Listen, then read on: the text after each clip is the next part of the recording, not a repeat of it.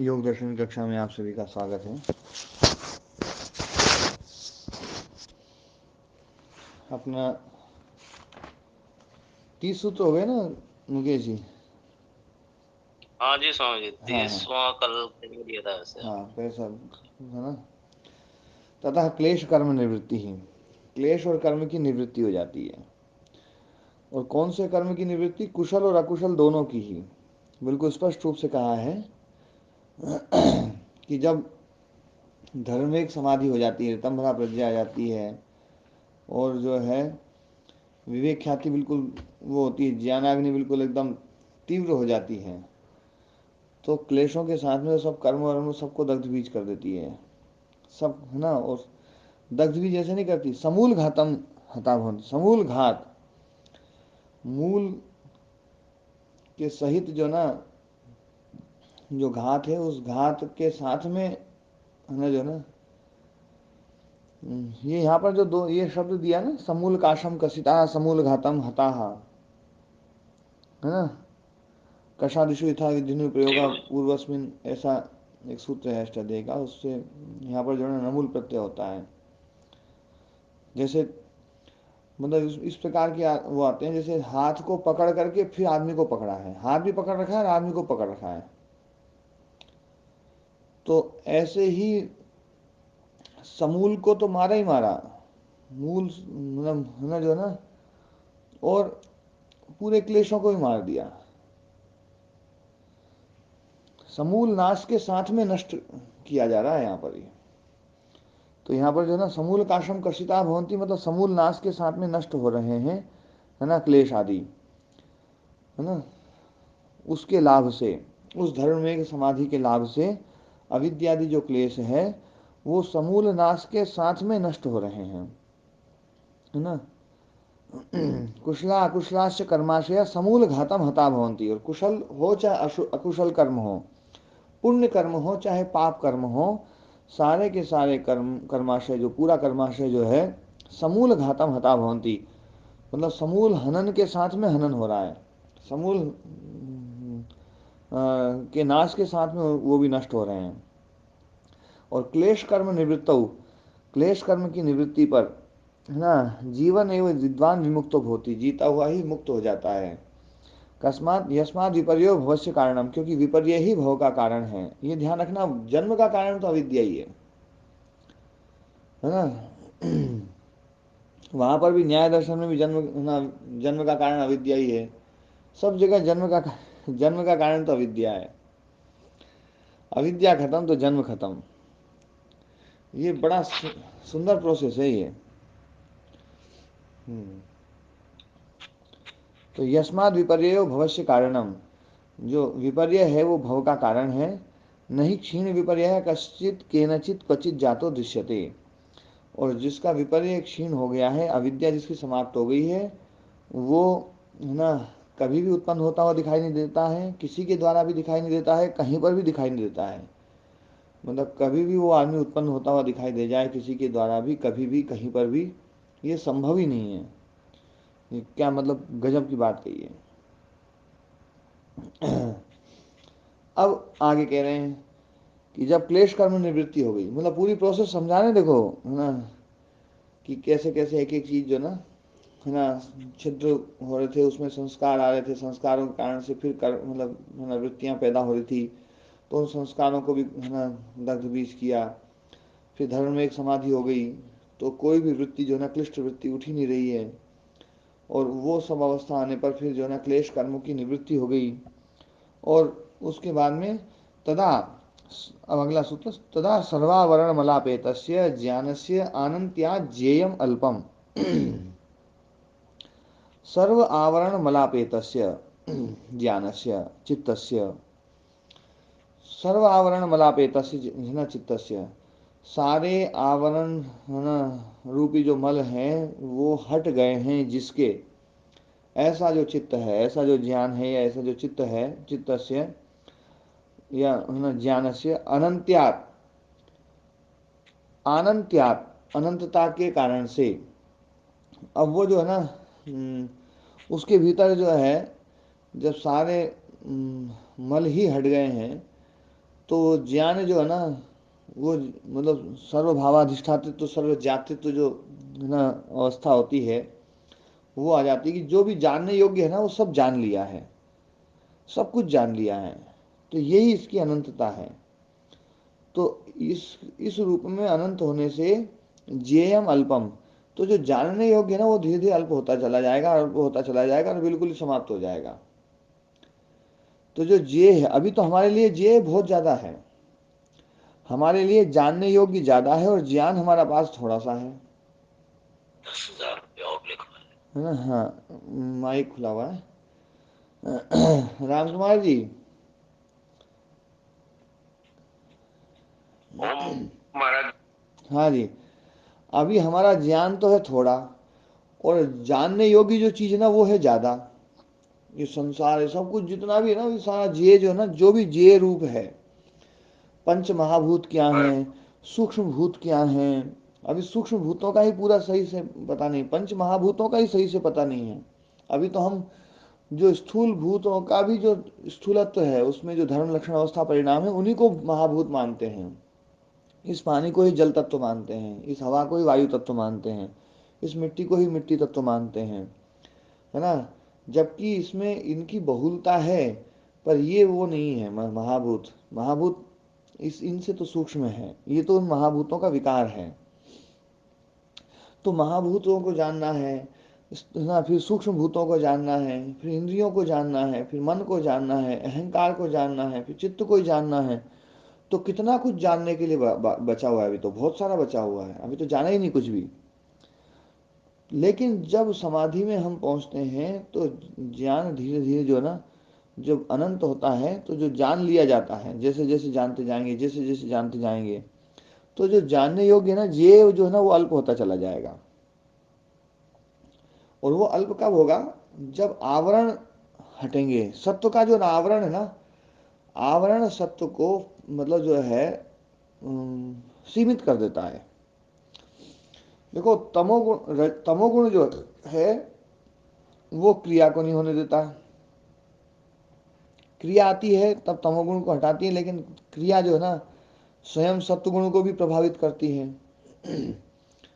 तो धीरे धीरे धीरे धीरे जो है ना तमोगुण तो हटेगा, फिर रजोगुण भी हटेगा। तब जब रजोगुण और तमोगुण बिल्कुल हट जाएंगे, बिल्कुल शुद्ध सत्वगुण हो जाएगा, तब जो है ना ये अवस्था आएगी। ये जो तत्व ज्ञान की जो पूर्ण अवस्था जो बताया ना 2 सूत्रों में पहले, और जब क्लेश कर्म की निवृत्ति होगी, तब ज्ञान में अनंतता आएगी। अनंतता मतलब जितना हम जानना चाहते हैं वो जान सकते हैं, इस रूप में अनंतता है यहाँ पर। ईश्वर के ज्ञान के समान अनंत नहीं, वो तो है ना जो है ना तुलना से रहित है, उसके बराबर भी नहीं कोई, उसके है ना उससे बड़ा तो कोई हो ही नहीं सकता, उसके बराबर भी कोई नहीं है। और उसके बराबर नहीं है, और उसका जो है ना 100वां हिस्सा भी नहीं है कोई, और 1000वां हिस्सा भी नहीं है कोई, और 1,00,000वां हिस्सा भी नहीं है कोई, और करोड़वां हिस्सा भी नहीं है कोई। वहां पर तो अनंतता जो है ना जो शुद्ध अनंत शब्द का जो अर्थ है ना वो अनंत है। यहाँ पर तो जो ना हम जो जानना चाहते हैं उसकी अनंतता के रूप में, कि उसमें अब कोई अंत नहीं बचा, जो जानना चाहते हैं वो सब जान लिया, इस रूप में अनंतता है। ये बात स्पष्ट रूप से समझ लेना है ना। तो है ना, ज्ञान से अनंत्यम भवती, ज्ञान की अनंतता हो जाती है। उसमें कुछ अब कोई ऐसी चीज नहीं है जिसका भी है ना जो है ना ज्ञान बचाना हो। तो वो जो भी जानने योग्य है वो सब जान लिया। तो आवर है ना, अब ये कहते हैं सर्व ही क्लेश कर्मावरण ही विमुक्त ज्ञान से अनंत्यम भवती।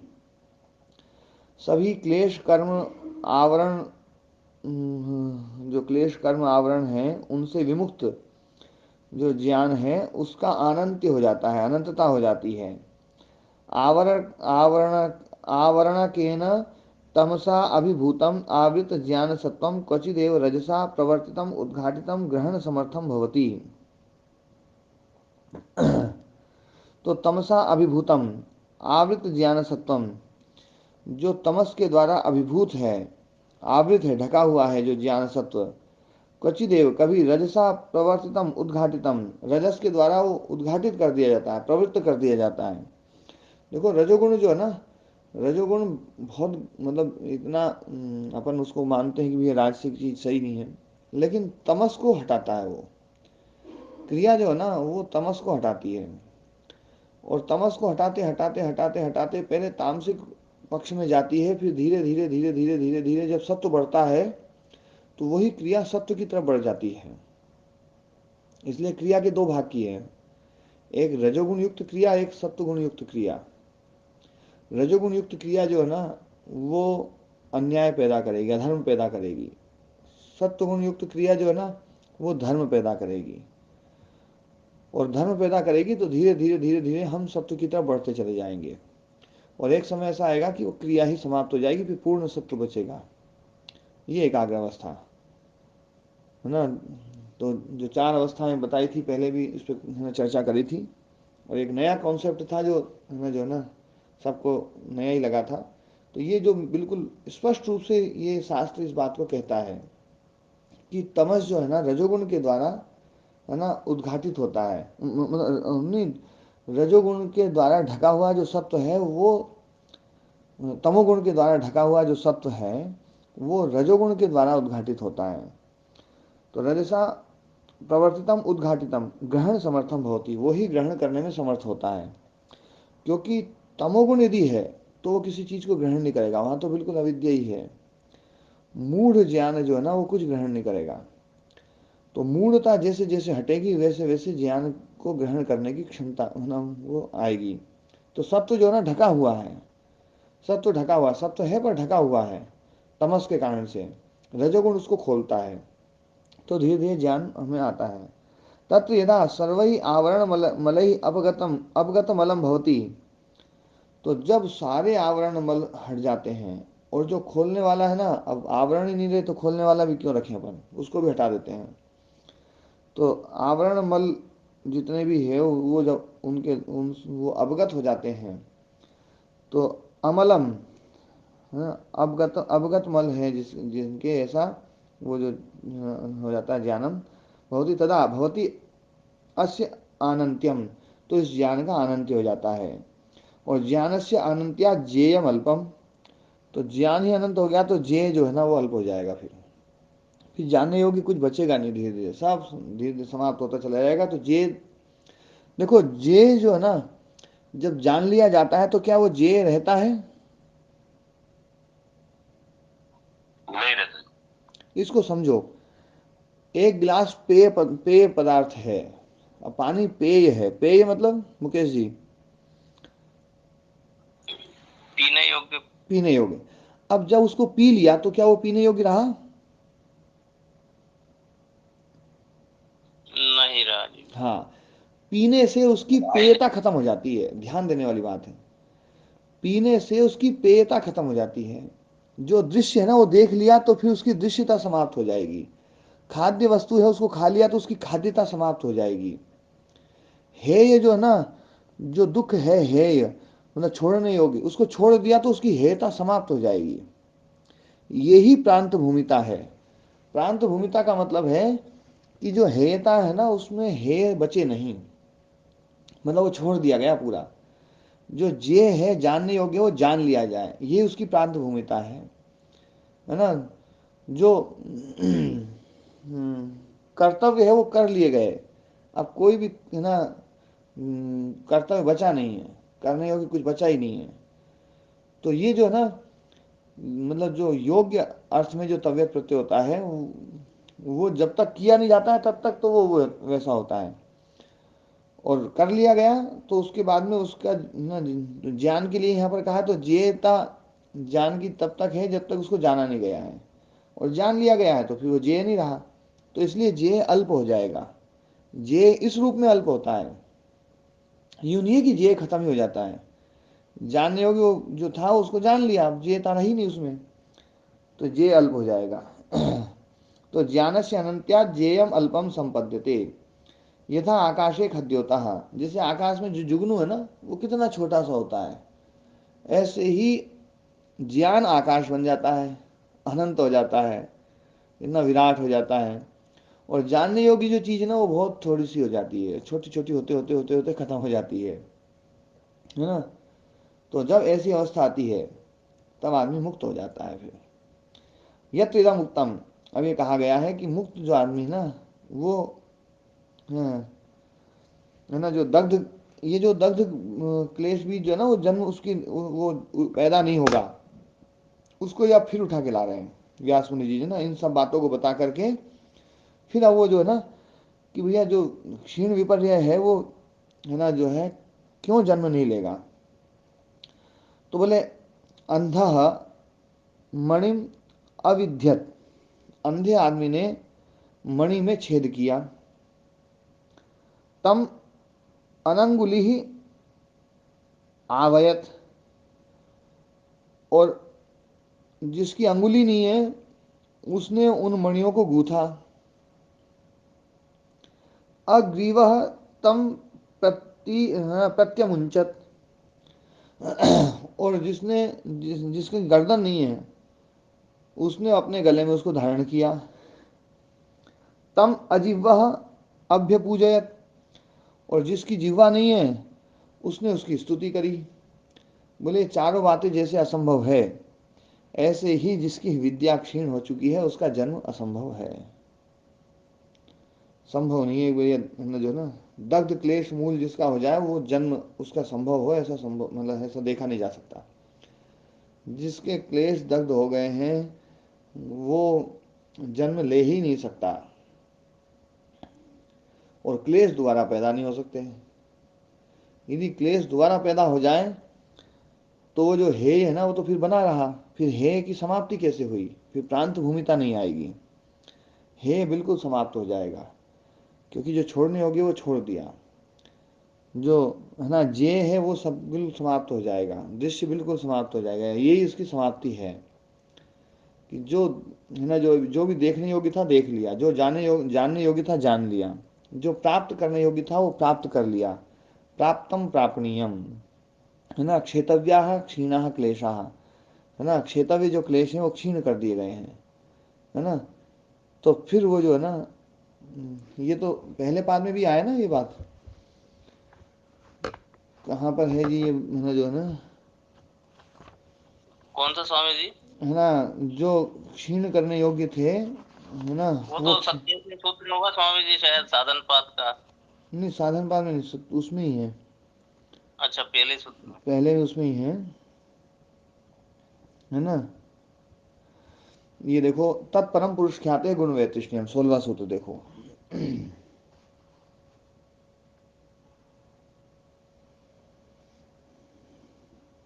है ना। दो वैरागी बताए, अपर वैरागी और पर वैरागी। उसमें जो पर वैराग्य है ज्ञान प्रसाद मात्र, है ना, ज्ञान निर्मल ज्ञान, मल रहित, मतलब सप्त रजस, रजस और तमस बिल्कुल नहीं है, बिल्कुल निर्मल है, मल रहित जो ज्ञान है ना, तद उत्तरम, है ना, तद ज्ञान प्रसाद मात्रम, यस्य उदय, जिसके उदय होने पर, है ना, जिस पर वैराग्य के उदय होने पर, मतलब ज्ञान के, जिस निर्मल ज्ञान के उदय होने पर, प्रत्युदित ख्याति ही एवं मन्यते, जिसने उस ख्याति को प्राप्त कर लिया है, जिसको उदित हो गई है वो ख्याति, ऐसा वो मानता है, प्राप्तम प्रापणीयम, जो प्रापणीय था वो प्राप्त हो गया, अब वो प्रापणीय नहीं रहा। क्षीणा क्षेतव्या क्लेशा, जो क्षेतव्य क्लेश थे वो क्षीण कर दिए गए, अब उसमें क्षेतव्यता कुछ बची नहीं। जैसे अपन छेदते हैं तो बोले वो छेद लिया, अब तो अब ये छेदने लायक बचा नहीं, बोले ऐसा बोलते ना भैया, अब ये पीटने लायक बचा नहीं, अभी तो ये खूब पीट लिया इसको, तो है ना, दंड जिसको दे दिया गया अब वो दंड के योग्य नहीं बचा, भैया बहुत दंड दे दिया इसको, दंड मत दो। यही बात है सब यहाँ पर कि जो प्रापणीय है वो प्राप्त कर लिया, अब उसकी प्रापणीयता खत्म। क्षेतव्य थे क्लेश वो क्षीण कर दिए, अब उसमें क्षेतव्यता खत्म। छिन्न श्लिष्ट पर्वा भव संक्रम, श्लिष्ट पर्वा जिसके, है ना, पर्व पौर बिल्कुल पास पास में थे, ऐसा जो भव संक्रम है, जन्म संक्रम है, जन्म श्रृंखला है, वो छिन्न कर दी, अब वो, है ना, वो छिन्न करने योग्य अब बची नहीं।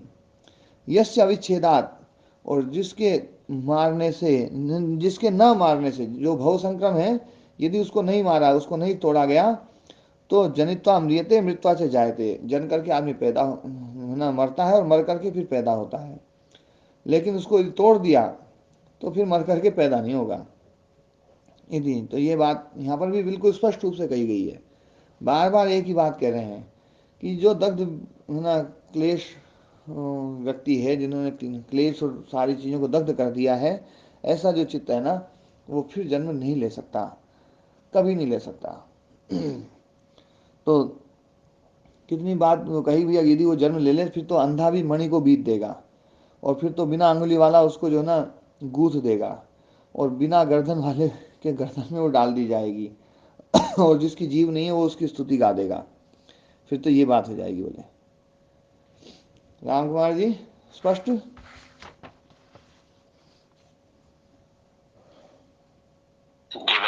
ना? हाँ। अब 32वां सूत्र, ततः कृतार्थानाम परिणाम क्रम समाप्तिर गुणानाम। अब जिसका है ना जो कृतार्थ है, कृतार्थ मतलब जिसका प्रयोजन हो गया है पूरा, चैतार्थ, कृत मतलब चैत है ना, चैतार्थ मतलब जिसका प्रयोजन पूरा हो गया, अब कोई प्रयोजन ही नहीं बचा, तो ऐसे गुणों की परिणाम क्रम समाप्ति, उनके परिणाम क्रम की समाप्ति हो जाएगी, उसमें अब कोई परिणाम परिणाम नहीं होगा, खत्म सब। क्या बात कही है देखो जयराम जी, है ना? गुण गुण ही खत्म कर दिए देखो। वैसे तो गुण खत्म नहीं होते हैं, पर गुणों में परिणाम क्रम जो ना वो समाप्त कर दिया है। अब ये गुण ही अव्यक्त में जाएंगे, गुणों को अव्यक्त में डाल दिया। देखो बुद्धि आदि जो धर्म है ना वो तो सब खत्म कर ही दिए, गुणों का ही है ना जो झगड़ा था ना, सत्व रजस तमस जो है ना, क्योंकि सत्व को तो देखो, रजस और तमस तो संप्रज्ञात समाधि में खत्म कर दिए, हटाई दिए उनको, केवल सत्व रखा संप्रज्ञात समाधि में, और असंप्रज्ञात समाधि में उस सत्व को भी हटा दिया। तो मुक्ति में तो ये सब हटी हटी हटेंगे ही, तो कभी आ ही नहीं सकते फिर। ये बात जो है गुणों को हटाना ही मुक्ति है, यूं मान लीजिए। हाँ, नहीं गुणों में जो धर्म है ना, धर्मों के कारण से परिणाम आता है, धर्म परिणाम, लक्षण परिणाम, अवस्था परिणाम। तत्वता देखा जाए तो देखो मैं इसका प्रोसेस समझाता हूं। ये दर्शन सत्कार्यवाद दर्शन है ना? सत्कार्यवाद का मतलब होता है कि कारण में कार्य मौजूद है, और कार्य मौजूद है तो कार्य जो धर्म है वो धर्म है ना अनागत है, फिर वर्तमान होगा, फिर अतीत हो जाएगा, अतीत फिर वर्तमान नहीं हो सकता। ये बात स्पष्ट रूप से इन्होंने कही है, बार बार कही है कि अतीत जो ना फिर वर्तमान नहीं होगा। जैसे मिट्टी से घड़ा बना है और घड़ा को वापस मिट्टी बन गया, तब उससे पुनः वही घड़ा नहीं बनेगा, दूसरा घड़ा बन सकता है लेकिन वही घड़ा नहीं बनेगा। जो दूसरा घड़ा बना है वो अनागत धर्म था, इसलिए वो फिर से बन गया, मतलब है ना, वो फिर से नहीं मतलब वो बन गया, अनागत धर्म था। अभी उस मिट्टी में अनागत धर्म बहुत सारे हैं और यदि मिट्टी के सारे अनागत धर्म खत्म कर दिए जाएं, जो अभी आने वाले धर्म थे, सारे भविष्य धर्म जो है ना जितने भी थे, वो सारे ही खत्म कर दिए जाएं, तो उस मिट्टी से कुछ नहीं बनेगा। ये प्रोसेस इनका, ये सिद्धांत है। तो गुण जो है ना, गुणों में सारे धर्म मौजूद हैं, क्योंकि गुण जो है वो मूल कारण है। अब मूल कारण जो गुण हैं उनमें ये जो धर्म आदि जितने भी हैं, बुद्धि आदि, ये सब धर्म हैं, अनादि धर्म हैं। लेकिन अनादि धर्म होते हुए भी ये धर्म जो है ना, ये अभी वर्तमान चल रहा है, ये भविष्यत हो जाएंगे, ये अतीत हो जाएंगे। ये अहंकार, ये जो है ना चित्त, ये इंद्रियां, और ये सब जो है ना, ये सब जो है धर्म जो चल रहे हैं, ये सब अतीत हो जाएंगे, और अतीत हो जाएंगे तो इनके द्वारा ही ये गुण व्यक्त होता है, वो गुण अव्यक्त हो जाएगा फिर। और अव्यक्त भी अपने आप में एक धर्म है, ध्यान देना, अव्यक्त भी अपने आप में एक धर्म है। वो धर्म जब प्रारंभ होगा तो वो धर्म खत्म नहीं होगा कभी भी, क्योंकि एक ही धर्म ऐसा बचेगा जो कभी खत्म नहीं होगा। क्योंकि फिर धर्म खत्म हो जाएगा, फिर तो धर्म ही खत्म हो जाएंगे, गुण ही खत्म हो जाएगा। गुण खत्म हो गया तो सत्कार्यवाद नहीं रहेगा, क्योंकि ये द्रव्य को खत्म नहीं करते हैं, ये द्रव्य को खत्म नहीं करते हैं, इसलिए उन गुणों को बस अव्यक्त में डाल देते हैं, बस पड़े रहो, है ना, कब तक पड़े रहो, पड़े रहो बस, है ना, कोई सीमा नहीं। जी जी। वेदांती इसको जो ना बोले यार पड़ा पड़ा सही नहीं रहेगा यार, इसको खत्म करके उसमें आत्मा में डाल लो। तो बोले यार खत्म कैसे कर लिया तुमने, जो चीज थी वो खत्म कैसे हो गई। अरे बोले थी नहीं, अविद्या के कारण से थी। जैसे रस्सी में सांप खत्म हुआ तो कहाँ गया, रस्सी में सांप था, दिखाई दे रहा था, टार जली तो खत्म हो गया, खत्म हुआ तो कहाँ गया, बोले अविद्या के कारण से पैदा हुआ था, अविद्या खत्म तो सांप खत्म। जी वेदांती जो है ना इस प्रोसेस को उस ढंग से समझा देते हैं, पर वो भी यूं नहीं कहते हैं कि भैया संसार बिल्कुल मिथ्या ही है। मिथ्या बता देंगे तो पूरा व्यवहार ही खत्म हो जाएगा। जी, व्यवहारिक सत्ता को तो भी स्वीकार करते ही हैं। व्यवहारिक सत्ता को स्वीकार करते हुए वो केवल और केवल ये जो गुणों का जो अव्यक्तता में डालना और गुणों को पकड़ना, पड़े रहना, और ये हमेशा पड़े रहेंगे, तो बोले पड़े रखने से क्या फायदा है इसको, है ना। तो ये अविद्या के कारण से थे, अविद्या खत्म हो गई तो ये भी खत्म। उनकी प्रोसेस में इतनी सी है, कोई बहुत ज़्यादा अंतर नहीं है। और इसी बात को लेकर के जब है ना, जब अपन चित्त को समाप्त कर देते हैं या सब चीज़ों को समाप्त कर देते हैं, वेदांत की प्रक्रिया से खत्म कर सकते हैं। इसकी प्रक्रिया से ये धर्म सारे अतीत धर्म हो गए और एक अव्यक्त धर्म आ जाएगा गुणों में, वो अव्यक्त धर्म रहेगा। और वो अव्यक्त धर्म जो है ना उसकी कभी समाप्ति नहीं होगी। इसलिए गुण जो है ना, गुणों को कभी समाप्त नहीं करते हैं, ये बुद्धि आदि धर्मों को समाप्त कर देते हैं। बुद्धि आदि जो धर्म है ये गुणों के, ये समाप्त हो जाएंगे, वो धर्म कभी समाप्त नहीं होगा।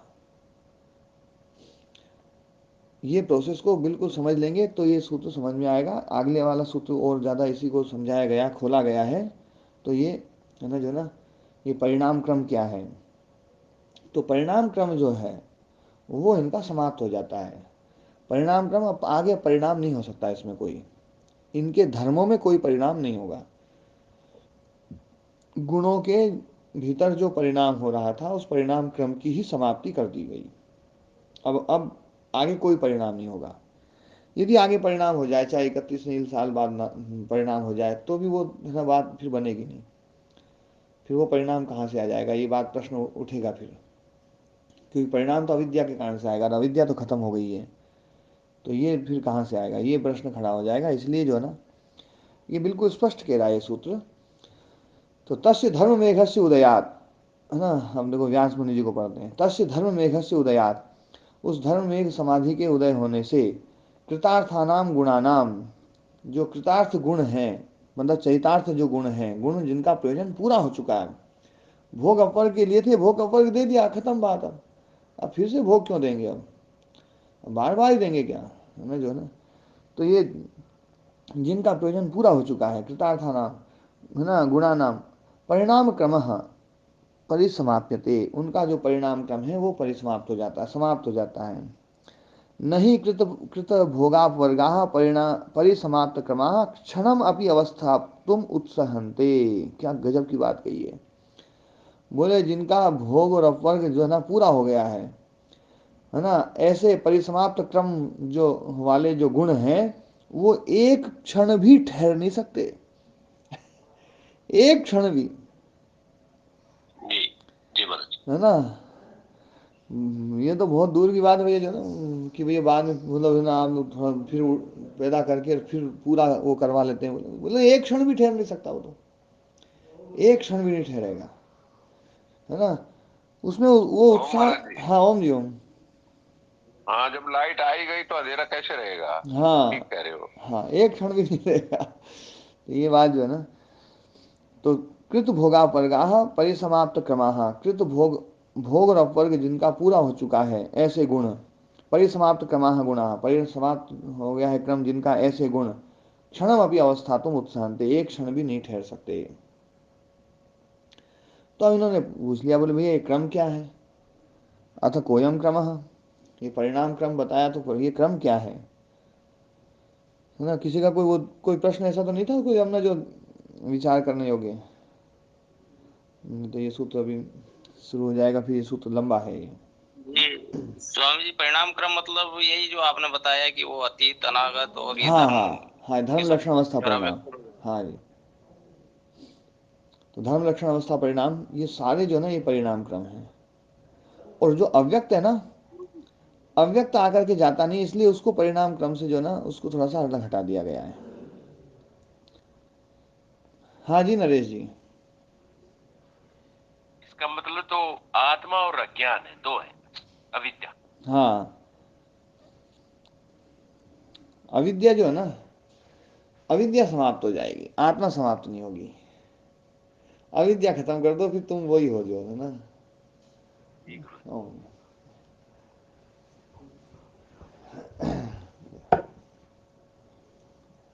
एक मिनट।